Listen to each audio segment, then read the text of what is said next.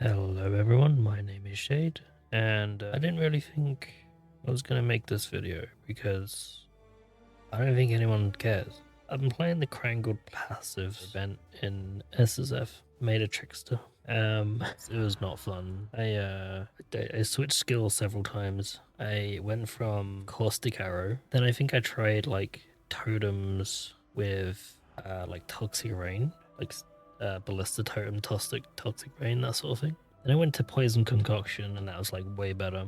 And then I went back to totems, and then I eventually went back to caustic arrow again. So that made no sense, but it's an event. You gotta try out new things or different things at least. When I was doing poison concoction, you can go down here, and there was flask stuff that was pretty good. I went over here, and there was like recover mana. That was also really good to start off with. And these I got a bunch of things here for like the suppression, the life, chaos damage there. Didn't even get the jewel socket. But I went down here, grabbed the life there, got call to arms, which let me do enduring cryo. It's pretty cool. Has a whole bunch of mana reservation efficiency that I found. So there's here. There's one all the way up here. There's a mastery here. There's some mastery here, and I think over here. Yeah, this doesn't really work because it's poison, but there was 10 chaos res. I had a plan to get lots of chaos res, and I'll go over it in a little bit, but I was eventually going to try and do Death's Oath because it turns out that Trickster had Profane Bloom, and I thought, well, if I can get Death's Oath, I should be pretty good to just map stuff and get levels that way. Obviously I did not get Death's Oath.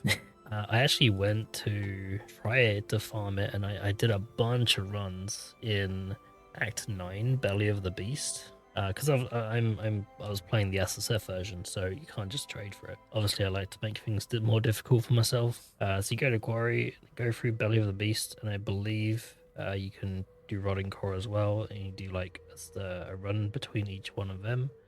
So you can just go around in these two maps and then go back to the Quarry and then keep doing that.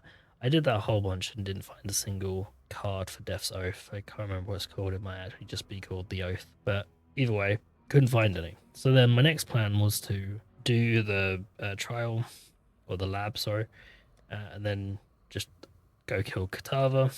And at this point, my damage was terrible, like super bad. But I didn't mind too much because Profane Bloom was kind of just carrying at this point. It didn't really matter that I had really bad boss damage. It only mattered that I needed to kill one thing and then everything else would explode, which is fine because it's a 1 week event and it doesn't really matter.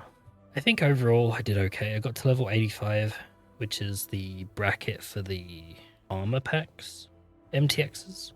They have different ones for each event, but I'm going to try and get to 85 in each event. So I'd much rather have an armor pack than like a single MTX. But yeah, regardless, my plan after Kitava was actually to try and again get Death's Oath from the Malformation map, which is tier 4. And as I was going through the maps, I got most maps up until tier 9 maps, but I couldn't find any Malformation maps. And you can't favorite this early, so I just couldn't find it, even with the Kirak missions and purchasing from Kirak. I couldn't find any of these Malformation maps, which is obviously where the Death's Oath card drops. So it didn't really go to plan.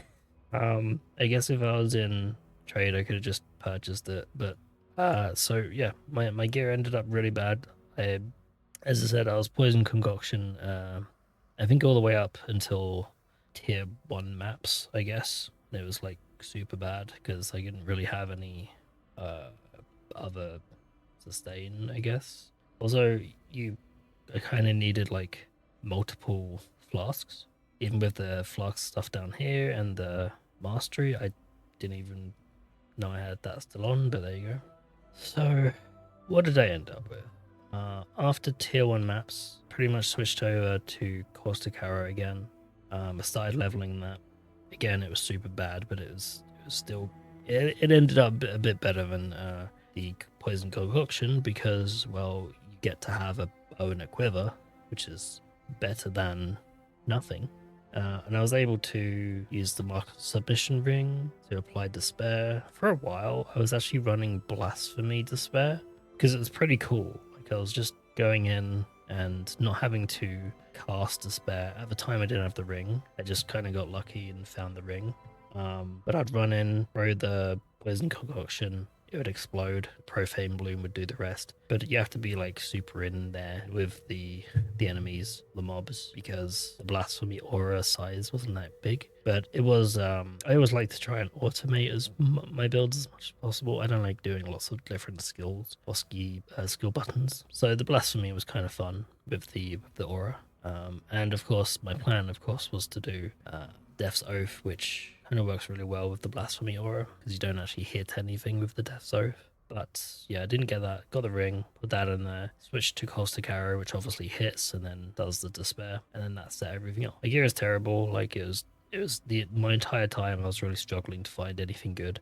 So obviously my SSF type gear was just life resists, and well, that was it basically. I was trying to do some spell suppression. I got kind of lucky with like this armor piece here.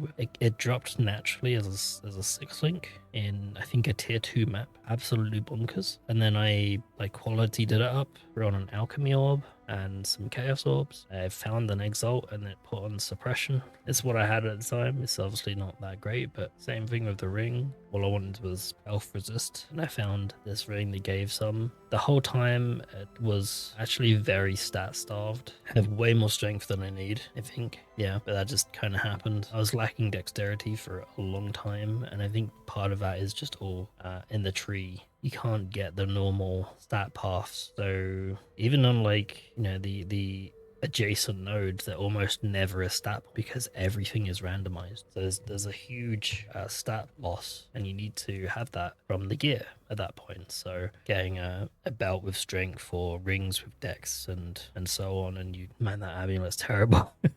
I think it's the best one I found. It's unbelievable. But yeah, getting a quiver with dex. And if I believe if I remove the bow, I don't have enough dexterity to put the bow back on, because then the quiver will deactivate, which removes the dexterity, so I can't put the bow back on. That's really cool. Yeah. The only reason I'm using a hybrid flask instead of a proper divine life flask is because for a while I had really bad mana sustain. And eventually I found you can just go up here and grab Eldritch Battery, which was so good, and then I just didn't bother to change it. Yeah, it was a really frustrating time. You can barely get any health because there's not many health nodes. Like I found some. Obviously there was that 10% here. I think there's like one here, one there. And I got whatever I could. Like there was that mastery there, even if it meant pathing through something like this, which like doesn't help me at all really, because you don't really crit with this really. There is a hit portion to Caustic Arrow, but the main thing I was trying to scale was the chaos damage, which was not the best idea, but again, it went back to the idea of trying to do Death's Oath, even with the limited time that we had in the event. Did find a pretty okay duel there with strength, dex, life, and resists, which is pretty good for early SSF, I guess. Yeah, and then pathing up here, there was like some suppression there, and some there with life. There's a fair amount of suppression, I think. Assuming I spell it right. It's just suppress, isn't it? I think I ended up with 50%, which is pretty terrible if you're doing a build. This is obviously not a build. This is not something anyone can follow. This is just the complete fucking ramblings of an insane man during an event that I didn't have enough time for because I work a job. But I had some fun, I guess. Boy, is it difficult. Like you can't see really where you're going.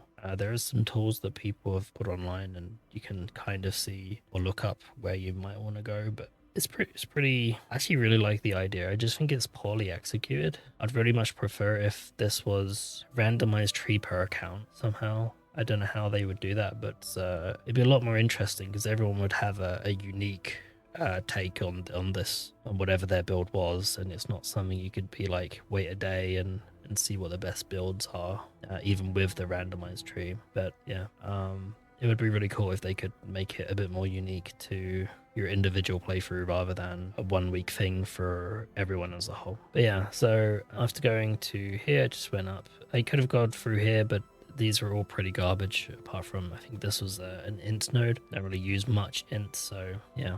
So I went around the back here, grabbed this dual socket, grabbed these for, what was that, stat, fire res, hero effect, and some res.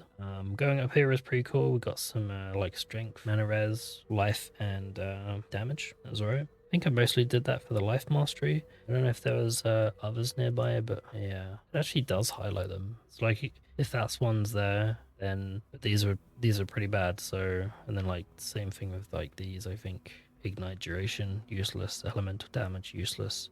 We grab the chaos dot over here, some mana reservation, more up there, some life there, damage over time, int, and dex. Over here we had chaos. The poison was not useful, but the attack speed was. Mana res. There was like a onslaught thing here. Ended up not getting it, just goes straight up. Skill effect duration is good. Dot for poison, again, doesn't really work, but I thought this was a good route because the war cry recovery worked well with the enduring cry, which is obviously another good point because down here there's also war cry recovery. I mean, it's not crazy build defining or anything, but it's at least useful. We had some attack speed for frenzy, life, and suppress. Pretty good there. Ally res and recover. Recover was so good when you're doing massive pack damage with the profane bloom. It's just like almost never used the flask. The only time I used it if I was bleeding, really. Same thing with like the enduring cry. It's such a immense life recovery that was happening, you know, every few seconds. I almost never really needed the flask. Over here we had the strength, attack speed, and damage over time, which is very good. Some more life there. Projectile damage does apply to the chaos for caustic. Mana, increased damage, dex, and extra chaos. This node, Golem's Blood, very good. We have attack speed and damage with bows, very good. Int, evasion, and additional projectiles, also very good. One thing I did do with my caustic arrow is it's a little bit silly, but normally you'd have like barrage and GMP and stuff. I didn't do any of that extra projectiles. I just did the swift affliction, vicious projectile, void manipulation, unbound, and efficacy. I was really trying to just get some extra damage as quickly as possible. The GMP obviously it's great for packs, but the profane bloom was handling all that, so I didn't need to do any of that. Didn't really need the strength, but it's just really good. Main thing was mana mastery for the reservation again. And this is because I was running determination, grace, defiance banner, and malevolence. So there's 50% auras that's turned into 30%, and there's a 6% defiance banner and an extra point of dexterity. I think going up here there was like chaos damage and what was that? It was extra power charge, which brings us to the thing here. As I said, we get profane bloom. There's also the unstable infusion to get power charges, and I went for the Mistwalker to gain elusive on crit. But the build didn't really crit that much anyway, so but everything else kind of sucked. So where did that leave us? Well, I don't know. It was a slog, really. Like maybe I can very quickly show something. I don't know. Let's just grab this. Real good use of fantastic. Look at that, incredible. I'm not going to do the whole map, just show. So we can go here, do that, and then they all blow up. Ain't that nice? So the damage is pretty terrible. You can see here. Took ages for that guy to die, but the main thing was just acts like that it was perfectly fine with. Bosses as well, map bosses were really difficult to kill. Yeah, I don't know if that's because I was just using a very bad 6-link setup. I don't know if part of it is just because of having a bad tree from the randomized stuff. I'm pretty sure my mana forge stuff doesn't work at all. I can't really tell. Like I can shoot that, which is a bow skill, but the things here didn't seem to ever go off. So either I am doing something wrong there, or I don't know how it works. Yeah, and the only other thing I can probably mention is the Hordes of the Dead, or Tota. My god, is this, like, I get it, that, you know, you're supposed to have a specific build to do this sort of thing. Do I have one? This build that I've got here is not it. Oh, there you go. I wish Navali would shut up. I wish my team would be functional. I would often find that if they're channeling, like if the enemy team is channeling a totem of mine and I go to hit them, it doesn't seem to matter, right? I've had it so that like I've hit someone channeling my totems 4 times and they still don't get stunned. I don't know what it is. Either I'm not hitting them or they've got some sort of mitigation, I don't know. But I generally find if I'm not here in the middle somewhere, oh, okay. Their ghost hits up, which is not great. Looks like my team is actually functional this round. Can I get that? Yeah, again, so this build is not gonna do any damage to them. I will get one shot quite frequently. I mean, I do no damage to them really. I can get this one. Try to avoid that, I guess. That went surprisingly well. Of course it does. I had a lot of struggles with this mode. Felt like that was ranked 207. In league, I'm a lot higher, but cool. Wow. I don't like this mode. I know a lot of people like it, but I think there's a lot of problems with it. It's terrible for when you're leveling through the campaign. You basically, it's just the enemies are just too strong, in my opinion. I think it would be great if they lowered the rank progression or the progression of the enemy team, so it's a bit more gradual. Like you get to 200 and it just gets like insane. Like everything will just one shot you. Titanic Shell is horrendous. That shit should have been either removed from the game or they should have made it so that it can't protect its own totem.